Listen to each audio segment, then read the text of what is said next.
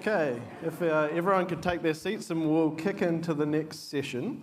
So we're going to start with the big picture. So we've got a couple of presentations on, I guess, monetary policy frameworks to sort of set the scene for today and tomorrow. Maybe the most important announcement is that we realise it's been cold in this room and we've made some changes to the AC settings, so hopefully it will warm up, but let us know if we've gone too far on that one. Yeah, we might overshoot. In terms of the style of presentation and discussion, so our speakers are going to talk for around 25 minutes and then we'll leave around 15 minutes for a Q&A afterwards.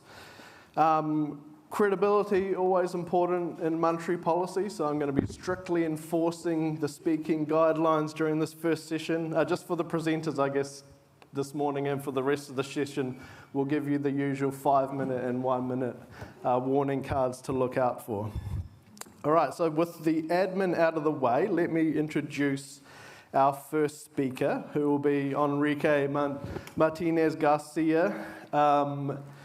He is an assistant vice president at the Federal Reserve Bank of Dallas. He holds a PhD and MSc in economics from the University of Wisconsin at Madison. I tried to distill his research into a few themes, but it's very broad, so that was hard to do, but a sign that he knows a lot about what he's going to present on today. So his research covers international macro, asset pricing dynamics, and also optimal central bank frameworks amongst a range of other things. And it's also worth noting that he was the winner of the 2023 Central Banking Award in Economics. So please welcome to the stage Enrique.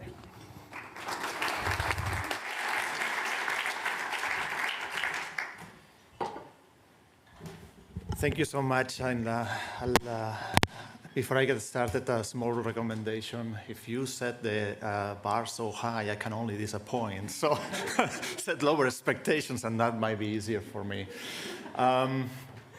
Okay, so it's a pleasure to be here. It's the second time I have come to New Zealand. I may have told this to some of you.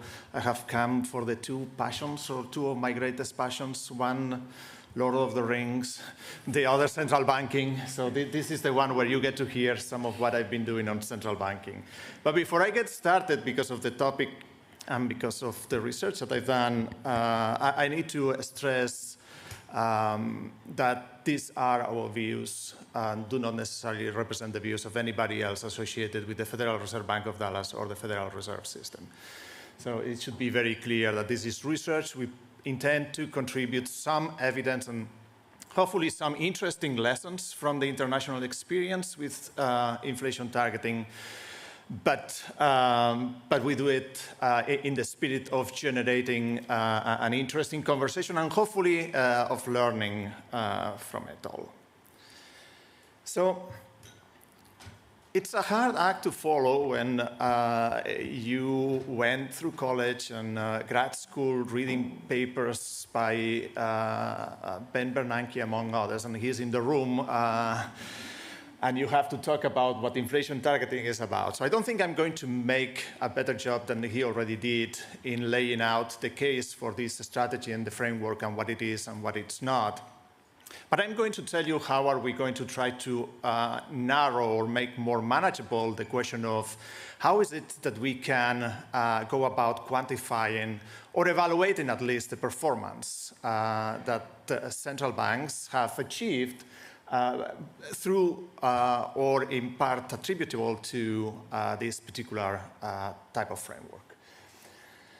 So many countries have adopted some form of inflation targeting, and we are going to have to set some parameters on what we are going to consider an inflation targeting for the purposes of the empirical analysis.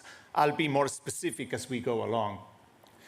But in essence, what we are going to focus is on experiences of central banks that have adopted an inflation target, whether it be a point estimate or a range, that are explicit, that recognize themselves as inflation targeters, that set monetary policy primarily through the interest rate, the short-term interest rate, and that ultimately at its core, aim to anchor inflation expectations with the purpose of, for the goal of facilitating ultimately the conduct of monetary policy. So a lot of how we evaluate inflation targeting is going to relate to the performance, to the trade-offs that have been possible under this particular framework. So there is a long literature, and it already is vast even before we started surveying it, that has looked at different experiences. One of the things in which we, I think, are making a stronger contribution is that rather than looking at the specific instances, we are trying to take a holistic look at one particular metric of performance, the impact on inflation, and on a broader or as broader range of country experiences as we can. We think there are important lessons that we can learn after 35 years. So inflation targeting, for a while, when I was growing up, it was like a teenager. It was still trying to find itself. With 35 years of experience, I mean, the question is whether we are getting close to a midlife crisis. But definitely, you have learned a lot about what your potential is, what you are better suited to do. And the other important thing that we are going to do is we are going to introduce a slightly unique technique to this question, which is called synthetic control methods. Which, if I had to describe to students, to undergrads, I would say is like, I'm going to try to infer how much better you've done by making this particular choice by comparing you against your peers in class or your friends that didn't make the same choice. So that's in essence the nature of the exercise. Now, in what dimensions are we going to try to measure or to evaluate at least the performance of an inflation targeting framework?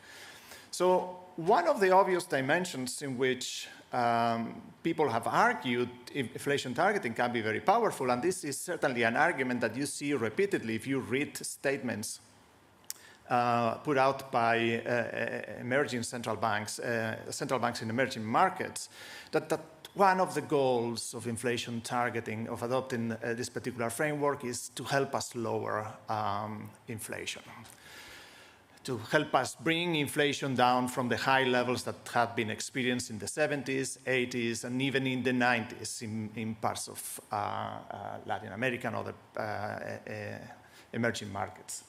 So that's one of the dimensions in which we are going to try to evaluate the performance. Did it deliver? And what can we learn from the experiences in which it delivered versus those in which it didn't? The other important dimension that we are going to pay attention in this particular exercise is, well, it's not just about keeping inflation low, it's keeping inflation stable. It's about price stability. So to what extent countries that have adopted inflation targeting, or to what extent can we find evidence that they have achieved also a much more stable, less volatile inflation rate around the target? So that's another important dimension in which we want to evaluate what has happened. And finally, the third dimension that we are going to have on our work, and that is in the back of our minds, is that maybe it's not just about keeping inflation low or bringing inflation down or keeping it stable, but what we describe as the lock-in effect, which is another way of saying, do we have evidence that these countries' inflation process have proven to be more resilient in the sense that it may have seen less of an impact in terms of the level or the volatility of inflation when the economy was subject to large shocks? And now let me be clear on this. Our sample ends before the pandemic, so we don't have anything specific to say about that. If you ask me later, I might tell you a few of our thoughts on this matter. But the major shock, external shock, hitting these economies that we are going to look at is the global financial crisis. So what is it that we find? What we find is kind of similar to, in a way, to what the literature has found. If you just look at inflation performance, there is a range of results. There is clear success stories, and then there is other countries that formally are inflation targeters whose performance might not have been so stellar, to put it mildly. And what we think is that very often we tend to look at these performances along one particular category. Either you brought down inflation or you didn't. Either inflation was more stable or it wasn't. But in reality, while it is true that not every country experience has been the same, it tends to be the case more often than not that countries that adopt an inflation targeting regime tend to achieve some gains precisely in those areas that they highlight as their priority. So, and I like to make this observation.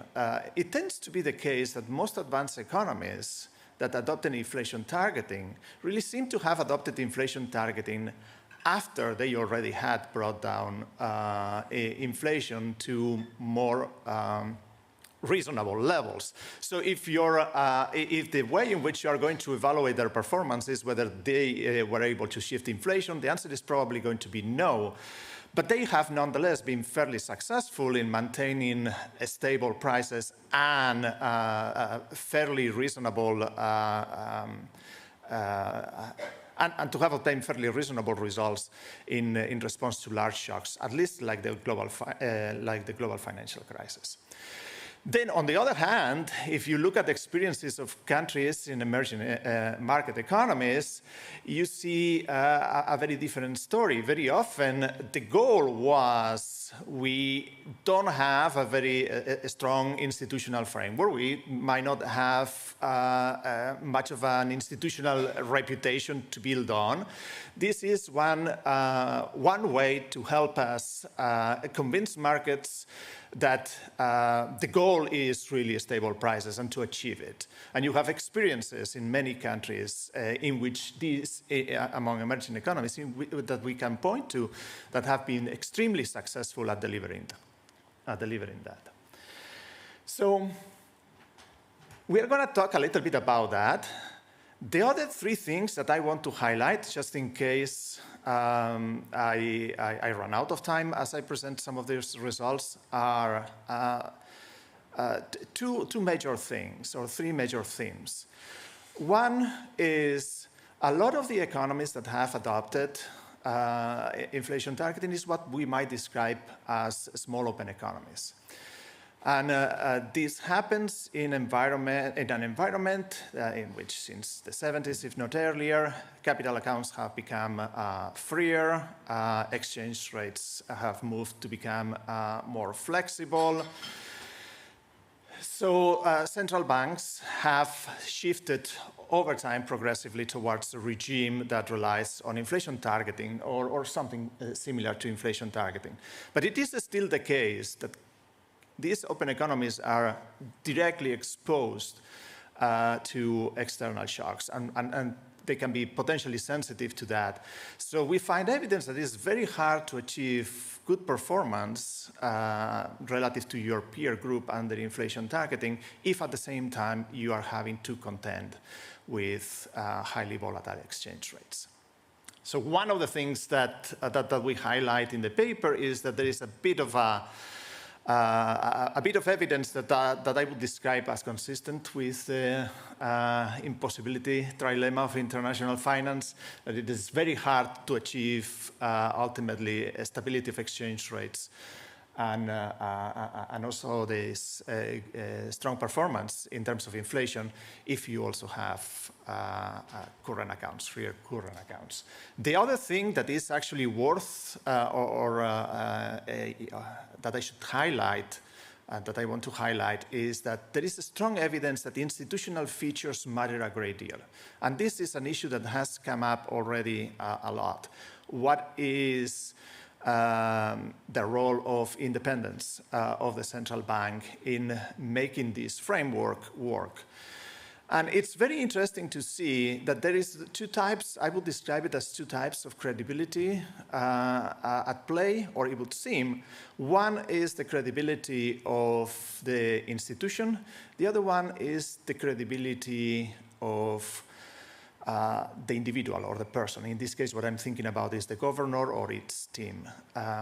It's very interesting to see that measures of credibility tend to correlate more strongly with performance, with better performance in advanced economy, measures of independence, central bank independence, institutional independence, while measures that relate more closely to the governor, like the turnover rate, tend to correlate much more with enhanced performance in emerging economies. So that's another interesting fact.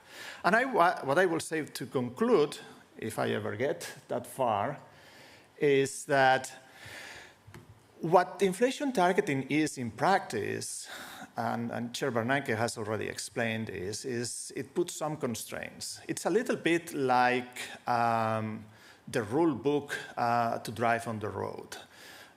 You can drive safely without rules. In fact, the Germans seem to do very well without having any limits on the speed that they can have, but this constraint can be extremely helpful to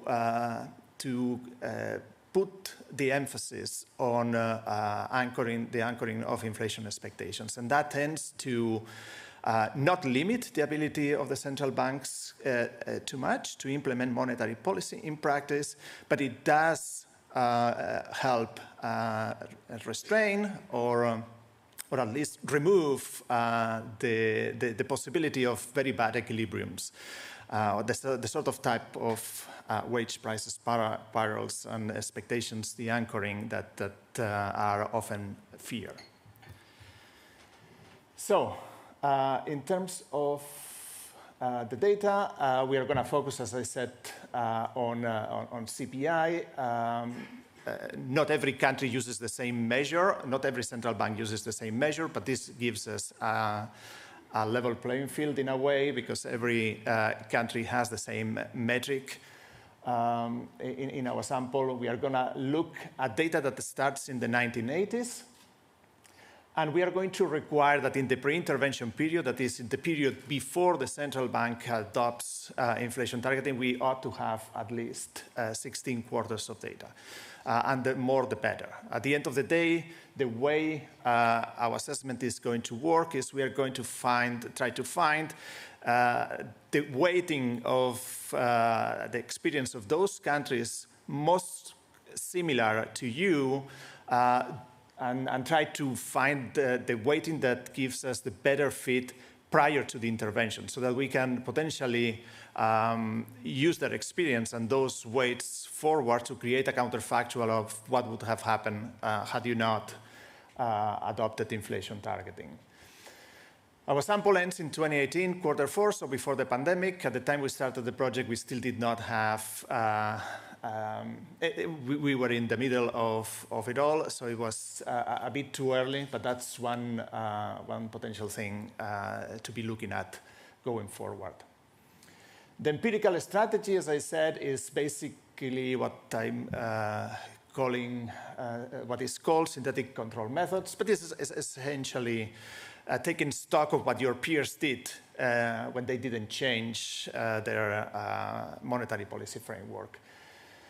The key names that will keep popping up in this analysis are dynamic treatment effect, which is nothing else than to say that the object we are looking at is the difference between the actual inflation that is realized and this synthetic measure that is a weighted average of the experience of your peers, or in technical jargon, of the donor pool.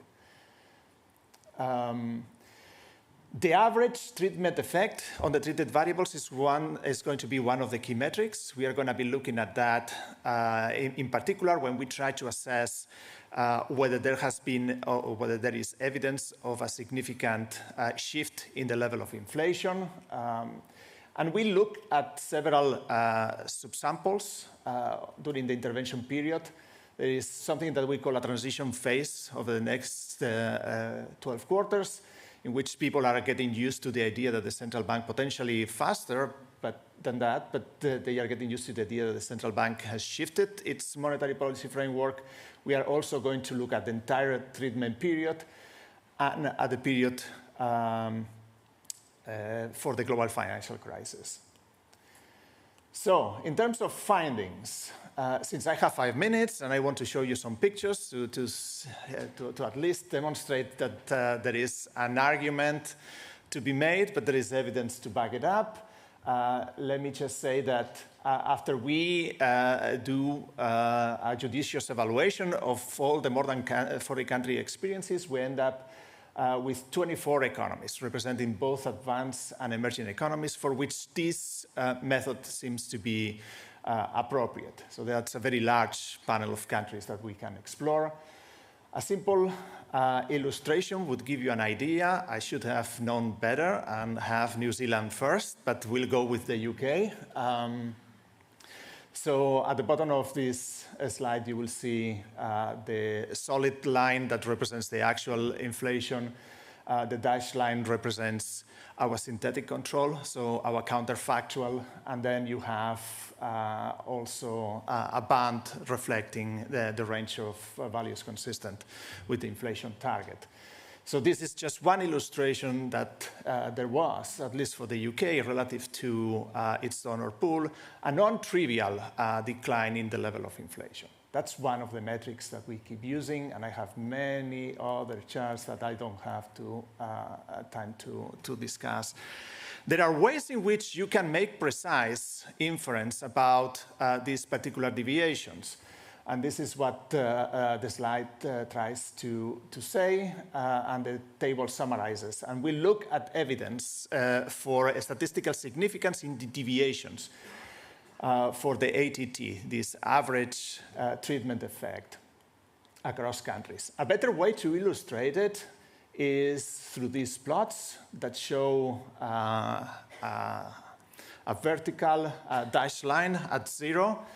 Any observation that is to the left of that would indicate that there has been some gain in terms of lowering inflation expectations. An interesting case here would be Japan, which is probably the only case in our sample where the goal was not to lower inflation, but to bring it up. But I might have to reserve commentary on that for the coffee break. This is the measure that we propose for, can we measure actually how much more volatile or less volatile inflation targets have become. The basic idea is that what we are going to look is at deviations or errors around the target, square errors around the target. And again, you have a very similar chart as before for advanced economies, and most of these economies, whether statistically significant or not, are going to show at least some degree of improvement in reducing the volatility of observed inflation. More markedly, interestingly, I neglected to show this before, for emerging economies, and this is true also for the level, not just for the volatility. There seems to be a correlation between deviations, between gains in the level and changes in the volatility. So if you do better in the level, you likely tend to do better also in reducing your volatility. This one slide, and I'll conclude in here because I'm running out of time, gives you the basic idea of ultimately, once we look at this entire panel of results, what can we make out of it? And there are a number of things that we want to highlight. Monetary policy, independence, and exchange rate stability matter. Exchange rate stability is key for small open economies. It's going to matter for you whether exchange rates can be kept relatively stable, because that's going to, it looks like it's going to make you easier to achieve the gains promised by inflation targeting. Monetary policy independence, it's interesting, but it seems to be almost dichotomous, with emerging economies relying more on personal credibility, while institutional features are more prevalent and more significant, at least to explain the correlation between improved performance and these variables among advanced economies. So institutional quality matters. There are other variables that seem to have an impact, like the depth of the financial system. We don't find much evidence pre-pandemic on financial and fiscal stability indicators. What this shows is that there is a wide range of experiences, that this country experiences tend to be consistent or tend to achieve some gains, especially that tend to align with the original goal for adopting inflation targeting. And that is without saying. There are constraints that we face, and maybe one of the constraints that we want to highlight is the institutional framework on which inflation targeting rests, and the other one is the exposure to external shocks and the implications that might have. Inflation targeting does not restrict the ability of the central banks to perform different policies and potentially even to commit mistakes. But as one of my colleagues put it, it might prevent some of the worst outcomes that might arise if those inflation expectations ultimately get the anchor. And that's the main message I want to get across today. Thank you.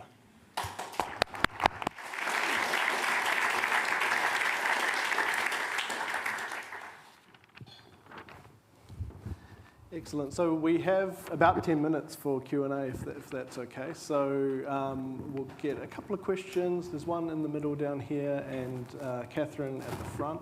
I might ask a question while we're also collecting those two. I wonder, how does your strategy deal with a few of the central banks in your sort of sample, almost in practice adopted inflation targeting sort of in advance of that becoming legislative or enshrined in legislation? So have you done any sort of robustness checks around if you're shifting the point around the entry into inflation targeting a bit earlier, do you still get the same sort of results?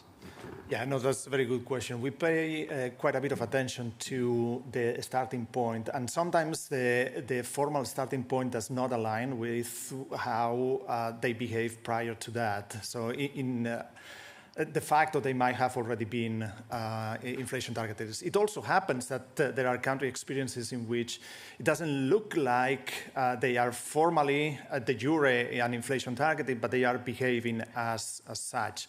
We have paid close attention to this second group of countries, and the evidence is that they seem to behave very much like inflation targeters. My recollection of the work we've done, the robustness work we've done with the starting period, is that doesn't seem to change the results qualitatively either.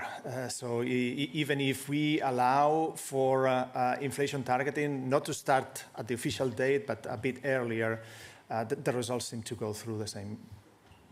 Sorry, I've lost track with the questions. Just one here. Right, yep. So very interesting paper. I have a question about the synthetic economy. As you were saying, like many of the countries that develop inflation targeting actually like kind of make a lot of institutional progress before like getting to that point.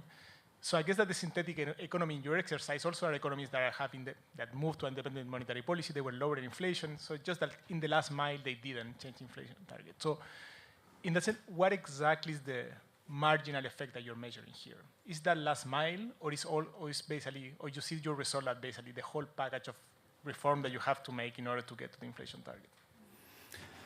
So if you don't mind, I'll respond quickly to that one. That's a very good question as well. So this methodology has its limitations. That's why one of the things that very early on in the presentation, or at least in the slides I have highlighted, is that this issue has been attacked through different angles and with different techniques. So it gives us confidence that what we are finding is largely in line with what you can find using other methods. Now, specifically answering your question, is it possible? Yes, and the countries that we suspect that might be affected by a donor pool that is basically de facto behaving as an inflation targeting, they are treated separately to try to avoid contamination. However, the better way to look at these results is, as you suggested, as a way of assessing that extra mile, the extra gain that comes from actually fully recognizing and making that explicit commitment. If you believe, and I think it's a reasonable case, that inflation targeting works to the extent that it becomes a credible commitment, moving from behaving almost like an inflation targeting, but having the flexibility to deviate without any form of accountability, and into a framework that makes that objective explicitly and your commitment explicitly, therefore failing to achieve it is also very easily noticed by the public. It should make a significant difference. So even though it's the extra mile, I think that's the key mile that we want to measure. So very interesting paper. You went through the charts quickly, but I did note for the UK, the synthetic control peer group relative to the actual outcome was pretty poor, so we can do that offline. On the other hand, we got really good scores on the root mean square, so that we can continue on with the coffee break. But the point that I want to ask about is on your chart here, you say financial openness increases exposures to external shocks, influencing IT effectiveness. You don't really say whether it worsens, IT is less effective. Is it more effective? What channel is it effective through? Exchange rates, for example. So that's a very open conclusion there, and I would like you to explore it a little bit more. Both points are worth taking. I look forward to the coffee break discussion on the UK. But I thought you would appreciate at least that the UK is looking good by this metric. But yeah, your question about the financial side of things is very important. And that's one area in which we need to dig deeper. A lot of it has to do with exchange rate, but it's not just exchange rates. So a deeper financial system can be both a source of mitigation of shocks, but it can also amplify risks. One example of a very bad outcome tied to the banking system might be the experience of Iceland, for instance. And it's definitely something that we touch on the paper, but more work would be very helpful. I agree with you. So you're telling me that you don't know the answer, whether financial openness and external shocks. Financial depth is different than financial openness. That they might be correlated, but they're not the same. So you can't answer my question as to whether or not financial openness increases the effectiveness of the answer targeting or decreases. If I had to give you an answer at this point, I try to be cautious. I don't think it's linear. And that's why I don't want to make a very strong statement until I explore that further. Cool. So we have a question from Ranko, and then we'll go Paul and Bob. Thank you, Enrique. It occurred to me that over your sample period, another trend in public policy was the prevalence of fiscal responsibility legislation. So, for example, in New Zealand, the Public Finance Act, in the United Kingdom, the Office of Budgetary Responsibility. And I'd be interested to hear your thoughts on how these institutions might have interacted with the introduction of inflation targeting, because it seems to me to intersect with some of the things that you've highlighted as very important. So, for example, the credibility of institutions, stability in maybe public debt. Yeah, I'd be interested to hear your thoughts about how those types of policies have or haven't been synergistic with inflation targeting and central bank independence. So let me answer also quickly. That's a very good question. And we do have, at least when we look at different measures of central bank independence, some of them are explicit enough that we have evidence on things like to what extent there is a dependence from the Treasury or from the fiscal side. So in other words, we can tell whether the arrangements might tie the hands of the central bank to finance the fiscal deficits or to provide some other type of support. And what we have in the back of our mind on this is the risk that the fiscal authority might have an influence trying to monetize debt, right? So at least from that particular dimension, there seems to be evidence that matters. If that is tied to changes in regulation that have made not just monetary policy independent on itself, but fiscal authority to be more accountable as well, that might be beyond what we can say at this point from the evidence. But definitely there is an interplay. There is a connection between fiscal and monetary issues that one has to keep in the back of their minds. So maybe we'll go, Bob, and then we'll give the last question to Paul over here. Thank you very much, Enrique. And by the way, Bob Buckle, so thanks very much for your presentation. You're diving into, I think, what is quite a challenging question. There have been quite a number of studies now coming out over the last 20-odd years using either de jure measures or de facto measures of central bank independence. I'm not sure I entirely agree with you that your results are similar to what other conclusions from other studies, because my impression from most of those studies, looking across a huge number of studies which I've recently reviewed, there is quite a variation.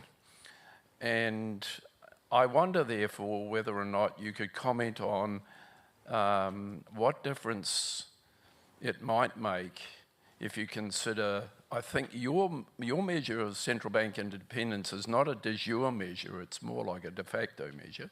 Mm-hmm. So what difference do the measures of independence have? Secondly,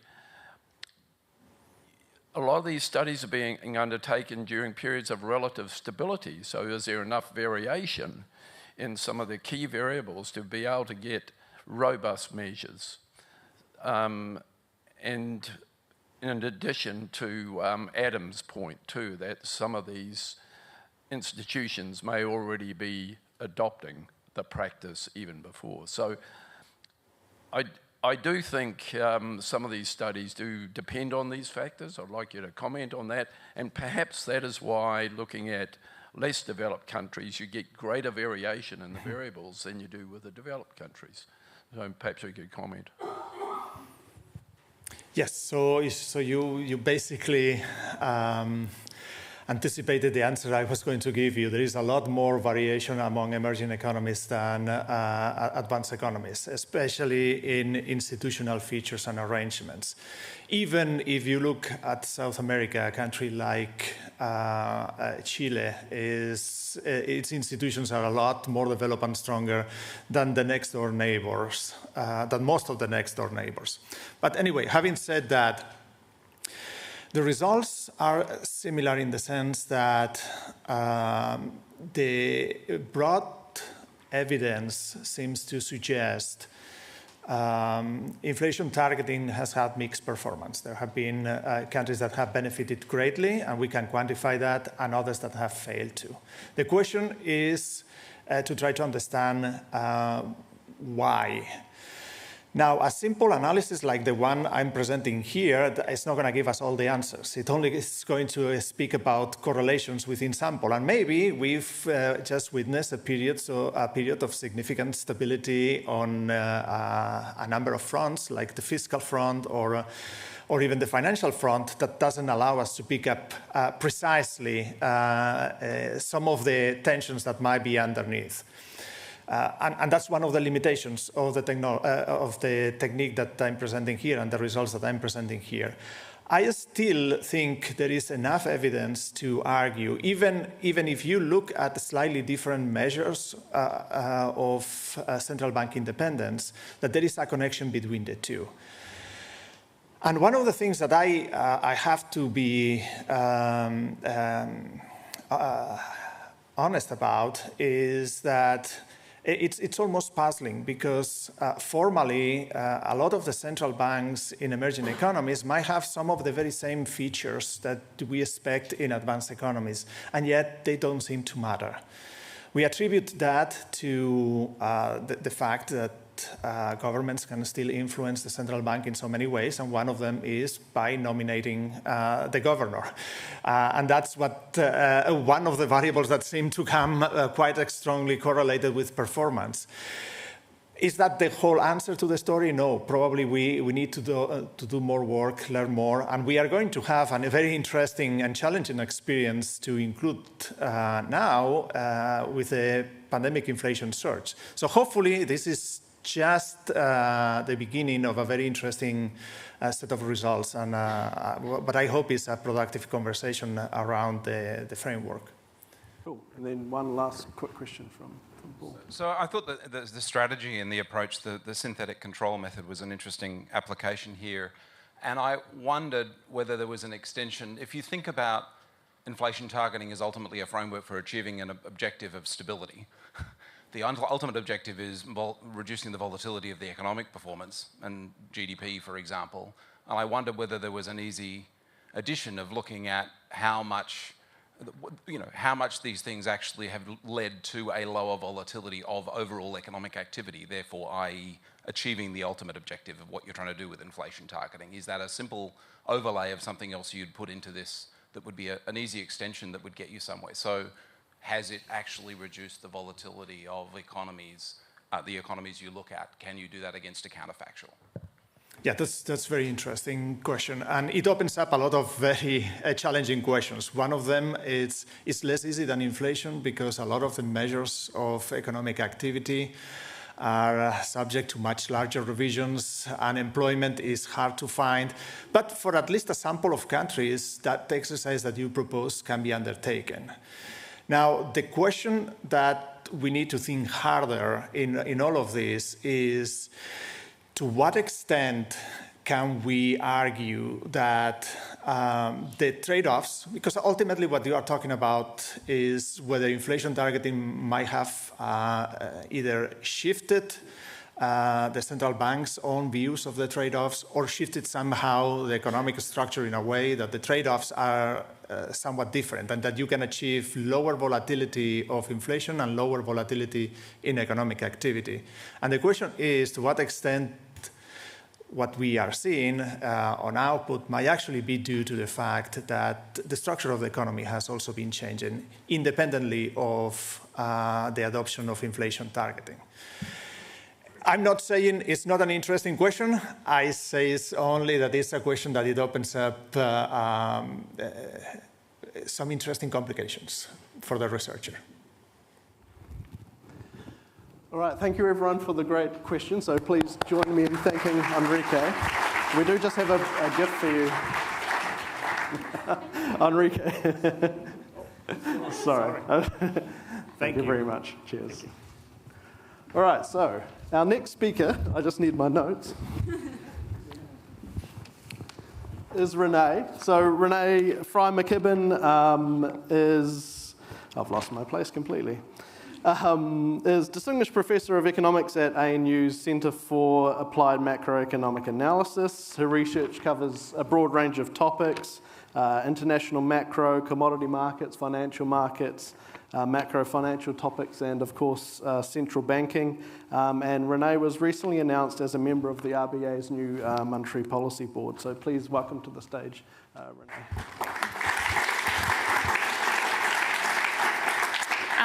Thank you, Adam, for that very kind introduction. So this is day 6 of me being on the Monetary Committee Board of the RBA. So this is a joint work with Hans Genberg, Özer, Karagedikli, Warwick, McKibbin, and Sinclair, my co-authors on this paper. As Adam already alluded to, I was one of the reviewers of the Reserve Bank of Australia, and Warwick was involved in the review of the Reserve Bank of New Zealand. Özer has worked at several central banks, including RBNZ and the Bank of England as well. So we've been talking about why do we do central bank reviews? What are the lessons that we might have learned from them? What are the themes that are emerging from them? How do I do the slides? Does someone do them for me, or is there a clicker?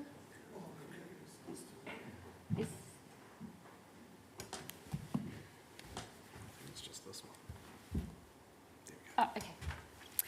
As usual, New Zealand started it all back in 2001 when the new government at the time announced an independent review of the operations of monetary policy in New Zealand. This was delivered by Lars Svensson. So this is really a bold and unprecedented move at this time to have, for a country like New Zealand, small on the other side of the world, everyone knows how far it is to travel to New Zealand, to have someone from the US at that time, a US university, to come and really look closely at what you were doing after, say, just over 10 years of inflation targeting, was really quite a gutsy thing to do. Around the same time, in that same year, 2001, Canada also started to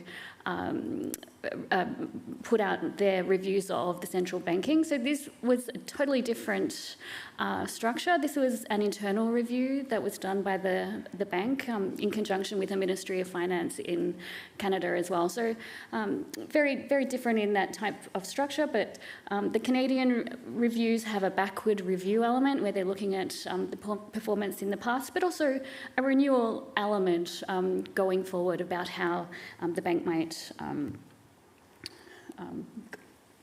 change what they're doing.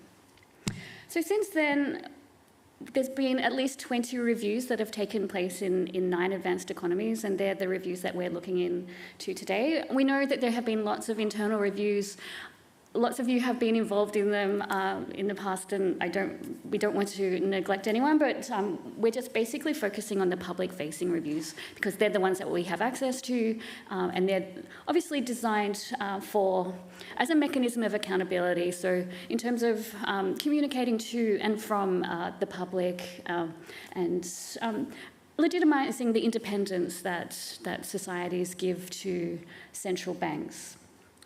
So we're going to focus on the Reserve Bank of New Zealand, the Bank of Canada, Riksbank, the Central Bank of Iceland, the Fed, the European Central Bank, the RBA, the Bank of Japan, and the Bank of England, who have done reviews in the past.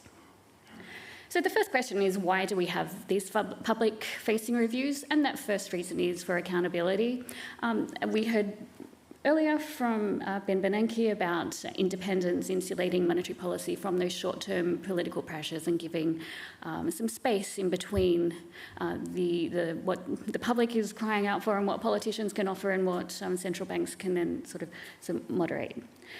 But independence increases the importance of accountability, and that in turn contributes to that legitimacy of independence. So there are lots of different short-term accountability measures that central banks need to go through, and these are through the legislative mandates that they have, agreements with finance ministers or parliaments or treasurers, through their publications, annual reports, their monetary policy statements, meeting minutes, the research that a bank might put out, data sharing that they might do, all the communication methods that we've been talking about through press conferences, speeches, and all those sort of short-run transparent types of communication processes. And there's also parliamentary committees, so governors of banks may go and sit in front of the Senate, for example, and answer questions from politicians. But reviews give a chance for a more longer run form of accountability. So through reviews, we can look at longer term perspectives on things like governance or policy frameworks and the way that institutions are arranged. And it often is the case that some of these are actually handed to the central bank and they don't actually have a choice in how they're governed. This is given to them by parliament or legislation or whatever. But it gives us, or countries, a chance to reflect, to think, is this really right for our current circumstances and for what we think is going to be happening in the future. It's also good institutional practice for any institution to look at how they're performing, how they can benchmark against their peer comparators, how close they are to frontiers, and how whether or not they've been making optimal choices in decisions in central banks. In this case, it also gives the public confidence that central banks are using the appropriate discretion that they're given in decision making by having some external people come to look at the processes that are occurring within a bank and maybe how information is used and shared amongst decision makers, for example. It's also a time for reflection where you can just take a step back and glean lessons from historical episodes. We've had a pretty amazing historical episode just in the last few years. So there's obviously lessons that can be learned from that, and it just gives us a chance to step back and look at that big picture. It also enables alternative points of view to be listened to and heard, and for the public to know that they've actually had a chance to input into the decisions. So I think we should just stop here. So the very first review was by Lars Svensson, and one of his recommendations was that the Reserve Bank fund an annual conference on the evaluation of monetary policy in New Zealand. And so here we are. So I think we should put it out to my New Zealand colleagues that we call the Svensson review done, because I think he would be very impressed that we started off with the Mihi Wakatahau ceremony, where we all got to share this beautiful ceremony with some singing and some finger clicking and things. I mean, if that is not the end of that review, then I mean, Svensson's job is done. All right, so just briefly, we have in the paper a little bit about independence and why it's important. I'm not going to go through those slides for this audience because I'm assuming that we're all here and you all understand the whole independence thing, but I just wanted to quickly show you these Ramelli central bank independence measures for the countries that we have in our sample through time. So you can see, through time, and then also a scatter plot of central bank independence in 2015 relative to 2023, and just see that the European Central Bank is the most independent country. Japan, at least, followed second least by Australia. The US and Canada in the middle, and just so on. So I just want to talk a little bit about some of the emerging themes that are coming out of these reviews. I'm going to talk about the frequency and purpose models of different central bank reviews. Then touch a little bit on some of the issues coming out on independence, mandates and frameworks, governance, monetary policy tools, and enhancing decision-making under uncertainty. There's quite a few other issues that are coming out, but I don't have that much time, so I thought I would just start with those ones.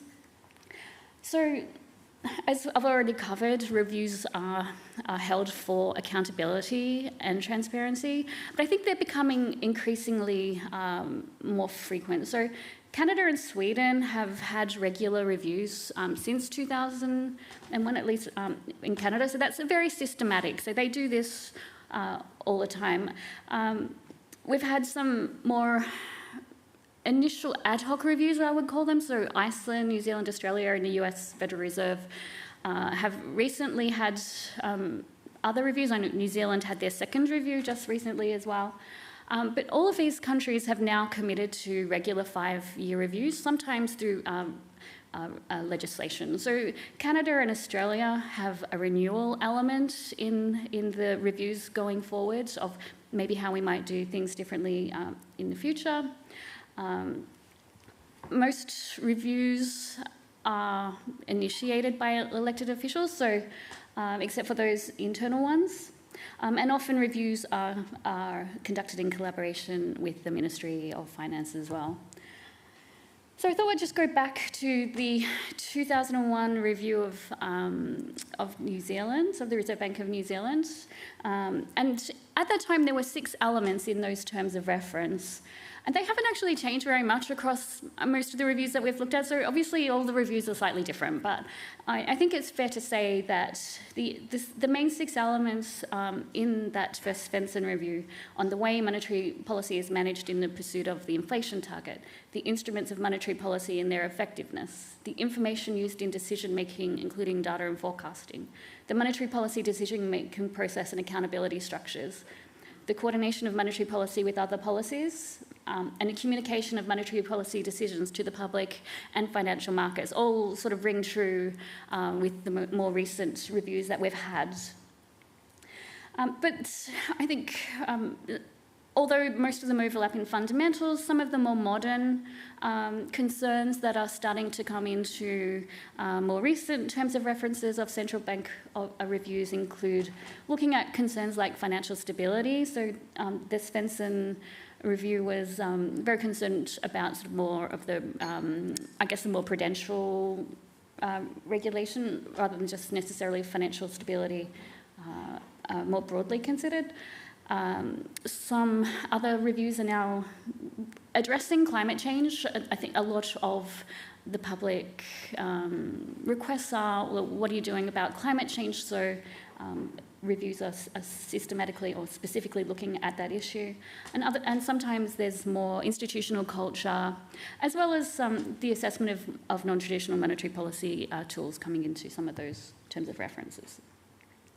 So we've sort of classified the reviews that we're looking at into 4 different types, and we are acknowledging that pretty much all the reviews do seek external input. So we're not saying that there's no external input in some of these reviews, but we are looking at 4 main types. We're looking at reviews that are just done internally by a bank. There are reviews that are done externally, but with some external input, and there's different models of how they do that, and I'll touch on that a little later. There are external reviews and external reviews with further external input. The largest central banks are more inclined to operate internal reviews, such as the Fed and the European Central Bank. Potentially this is because they have much more complex structures, if they're going over the country boundaries, for example.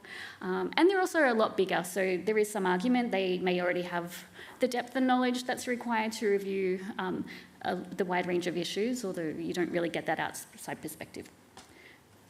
And smaller central banks are more likely to have the reviews imposed. So this is just a summary of the reviews that we've been looking at. So starting from the top, Reserve Bank of New Zealand, that was an external review by Svensson, as already covered. The second review in 2023 was conducted internally, but with external assessors reading the report and providing feedback, and then that feedback actually became part of the actual document itself. So it was very back and forth sort of process. The Bank of Canada has basically been internal from 2001 to 2021 in conjunction with the Ministry of Finance, but in 2024 they just have another review that was internally conducted but then assessed by external assessors, and this was on the topic of the non-traditional types of policies that were conducted during the pandemic. The Riksbank reviews are external from 2006 to 2021, and they are currently undergoing their review at the moment.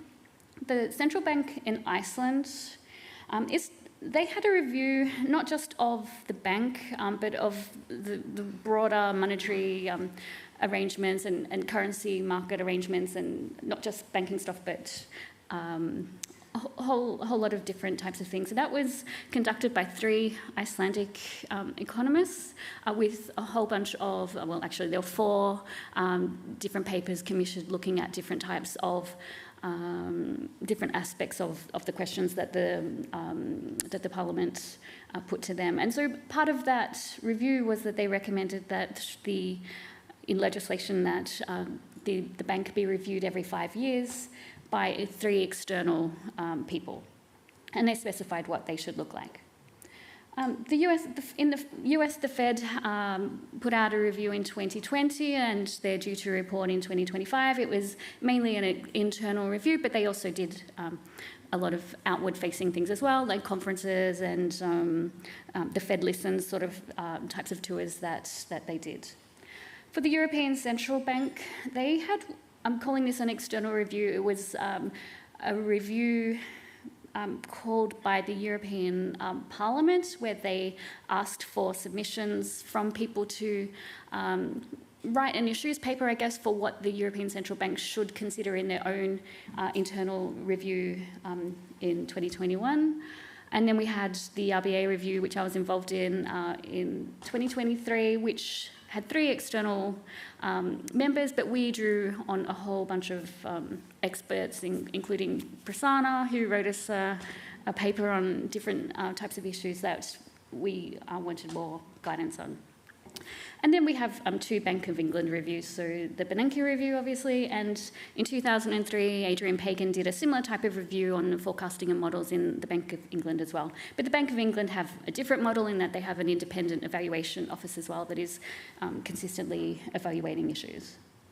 And then the Bank of Japan had their review that came out in 2024. It was internally done, but they had 8 academics from Japanese academics who provided an extensive commentary on the review that was part of that report. All right, so now I just want to touch on a little bit of what some of the recommendations and things that are coming out. So, in terms of the topic of independence, most of the reviews haven't really touched on this issue. Most central banks were given formal legal independence before their reviews, and it wasn't really an issue. For the US, in their monetary policy report to Congress, they did touch on the topic of independence, transparency and accountability, connecting that operational independence into being more likely to achieve the mandated goals that are given to them. In Australia, the independence topic was actually one of the sticking points on some of the reforms passing Parliament. So we recommended that the bank become more independent, and we were recommending that we take away the ability of the Treasurer to overrule the decisions of the central bank. But some of the 5 minutes, gosh. But some of in Parliament that took a little while for those to go through, and that it didn't actually pass. But so some of the other recommendations that were waiting for that legislation to come through took a little while because of that. But they still have that. So Australia obviously wants to have a little more control than what we thought was optimal. Okay, so now looking at mandates and frameworks. So all of the reviews that we've looked at have basically endorsed the flexible inflation targeting framework in some form. It's very well understood, very well accepted, and is good at anchoring inflation expectations. There's different views on how the flexibility in that inflation targeting plays out in different countries, and the language in how that has operated has evolved through time. Different central banks have adopted different targets, bands and points, and the management of trade-off. And a lot of the reviews have also discussed the adoption of alternatives, average inflation targeting, price level targeting, nominal income level targeting, and so on. But very few have actually changed the type of alternative. Obviously, the Fed has. And I just also want to acknowledge that it's not just reviews that may change the mandate of what a bank has, and New Zealand is a good example. So in 2019, the government in New Zealand changed to a dual mandate by including the full employment price stability objective, but then in 2023 they returned to a single inflation target mandate right after the review was conducted, and pretty much in the same week that we released the review of the Reserve Bank of Australia saying that we should have a dual mandate. It wasn't very helpful, New Zealand. Okay, so in Australia we actually have changed the mandate. The Reserve Bank of Australia legislation originally had the stability of the currency, full employment, and the wealth and prosperity of the Australian people as our mandate. And the wealth and prosperity of the Australian people, part of that was very confusing and enabled a very broad, interpretation by the bank of what they were trying to do and what that actually meant. So, and the public didn't understand sometimes what the messages were. So we did recommend and was adopted to change the mandate to price stability rather than stability of the currency when we had a fixed exchange rate, and to full employment. And I think that's working very well. So now the conversation is very much in terms of inflation and employment, not are we having financial stability concerns? Are we, whatever reason might be the case. We also recommended some refinements to the framework through the agreement between the bank and the treasurer to actually acknowledge that inflation is a joint responsibility of monetary and fiscal policy. Okay, and then we've already talked about what happened for the Fed, that we've added average to the flexible inflation target for that. In Iceland, the review also recommended some changes. 3 of the 4 papers that were written for Iceland advocated versions of the inflation target strategy. The 4th recommended a currency board. But in the end, the government adopted that inflation targeting be adopted, but attention should also be paid to exchange rate developments, and I guess most small open economies probably do that anyway. In terms of governance, so this is where New Zealand comes in again. So in 2001, I'll pretty much finish up here. Svensson was concerned about having a single decision maker making interest rate decisions, and recommended that we have a monetary policy board. It wasn't until 2019 that this happened, so it goes to show that reviews have longevity. He was also concerned that the governor be the chairperson of the board, especially given that the board was the body to actually dismiss the governor, but the governor was actually the chair. So that was changed fairly quickly, 2003. And Arthur Grimes, when he became the governor, the director of that board. So luckily, he didn't have to do that. But chairman, sorry. Okay. Anyway, I think I'm pretty much my time is up, but. Yeah, so I guess more recent reviews are also looking at the monetary policy tools that have been used during the pandemic and since the global financial crisis, and using these reviews as a way to evaluate those. And there's also a lot about enhancing decision-making under uncertainty and through forecasting and giving the board the structures and things that they need to make good decisions. But I'll finish there. That went really well.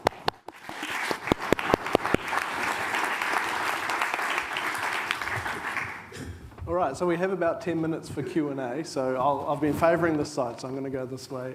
So question just at the front, and then John, or was it Bob? Bob to follow. Thank you very much. So I guess that at the end, a review that recommends anything doesn't mean that there's an actual change happening. So, my question is, do you have an idea of how many of those recommendations at the end really made the change in the central banks? I mean, I'm working at the Riksbank, and I know that every 5 years there's coming a new review in, so there's a review cycle, and bigger changes, I mean, they take time to implement, right? So, yeah, I'm just wondering how much of these things are then at the end really implemented at the central banks, and whether this also varies across countries, given that they are maybe more binding in some countries relative to others. Yeah, it's very different across countries, and as we've seen with the Svensson review, this was done in 2001, and we're just finally getting some change in 2019, for example, for their board. So that took quite a long period of time, but maybe if they didn't have that review in 2001, we wouldn't have got there even eventually. But in the next version of the paper, we're going to have an opinion, or we have a draft, but you're not allowed to see it. Because it's really bad. We're going through each of the recommendations and seeing, well, how many of these recommendations have been adopted, and how is that sort of unfolded, and what was the response of the bank to those recommendations. But I can say for the Australian case, we made 51 recommendations, and a good majority of them have already been implemented or are in process. So it differs. But it's all part of bringing out issues and giving people time to discuss them, and for the public to discuss them, and parliaments to discuss them. And yes, so there is no time frame, but I think they definitely do make a difference. I just think it makes a difference that the public can input into that as well and have their say and know that they've been heard. Cool, Bob. And then maybe Anna. Is that on? Yep. Yes. Thanks, Renee. You've put together, structured very nicely some of the key issues from the reviews, and congratulations on finally getting traction with your own RBA review. Well done. Thank you. Reaching back to Lars Svensson's review, it's nice to be reminded of that.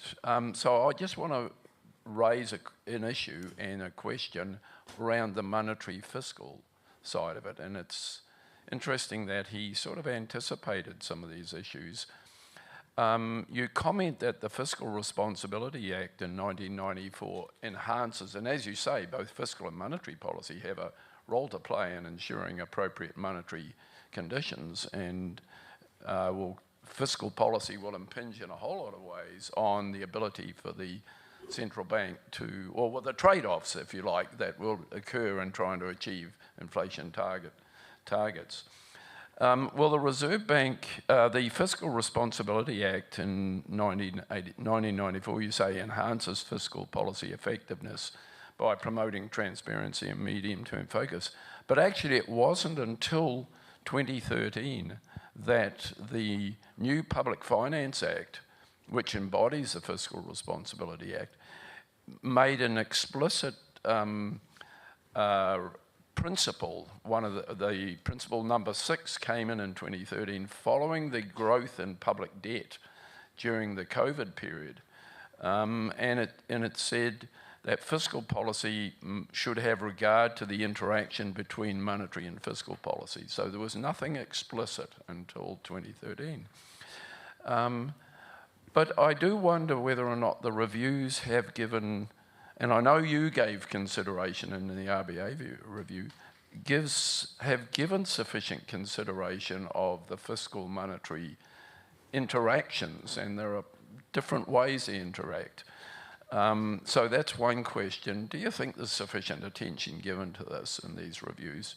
Secondly, how can one improve this? And there are different ways in which the fiscal authority is an input into monetary policy activity, or the central bank. One is, in New Zealand we have an observer, but they're not a decision maker, they're just an observer. In Australia you actually have a decision maker who's the head of the fiscal authority. So there are different ways in which there's some sort of information flow, but I can see there could be some conflict of, pressures on independence here. So still seems to me this is a complex issue, and the reviews, I'm not sure they've given sufficient attention to this, but I'd like your thoughts on that. Yeah, so I think that the fiscal monetary interactions has a larger impact when we're thinking about the non-traditional policies as well. So the line between fiscal and monetary policy is often quite blurred, and I think some of the reviews and some of the ones on the non-traditional policies are sort of bringing that out. I'd like to actually maybe think in advance of if you need to use not just like the cash rate or whatever thinking through and working through those types of issues with treasuries as well in advance, sort of to have a plan. I think it's still a live issue. There's still a lot, and the independence question is really difficult in that of how banks and say treasuries or fiscal policy interact. So we made some suggestions on how to improve that, and that was for the Treasury and the RBA to have joint scenario modelling and to have really clear frameworks in place in advance for those times where we might need to think about those types of policies. I guess one of our controversial recommendations from an international perspective was that we elected to keep the Treasury Secretary on the board as a decision maker. But when we were going through that review process, most people, pretty much like a really high proportion of people, found having that person on the board was very helpful in being able to understand fiscal policy settings as well, and having that two-way. So we kept that in the end. So I think to even the Secretary's surprise, probably. But yeah, so there is definitely a lot more scrutiny, I guess, that needs to be done, and more acceptance from, I guess, treasurers that fiscal policy has implications for inflation as well. Cool. So we had Anna with a question, and then Paul over here with a question. Thank you so much for your presentation. Anna from the Reserve Bank.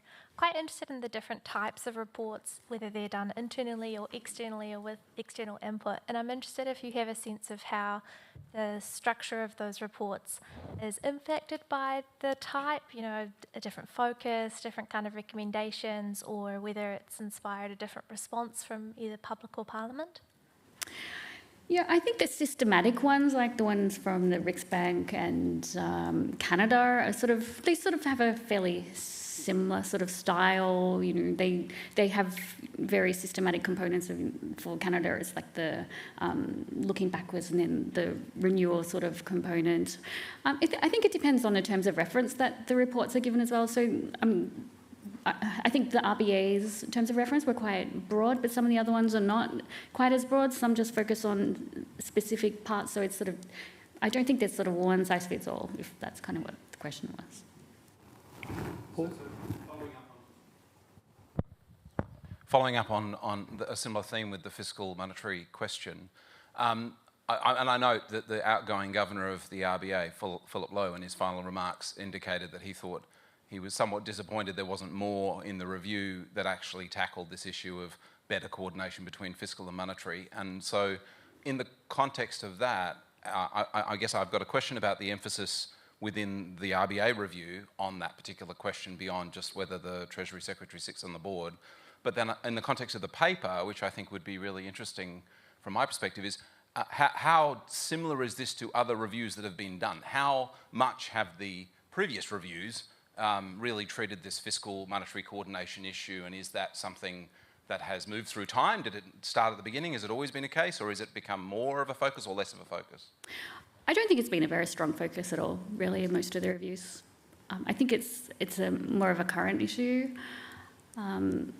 I mean, we also had some other recommendations around how that might be done better, and part of that is also educating commentators and academics as well, and giving, I guess, we recommended, for example, that the Treasury and the RBA develop a joint research program that's able to bring along academics and think tanks and their own staff in thinking about these types of issues.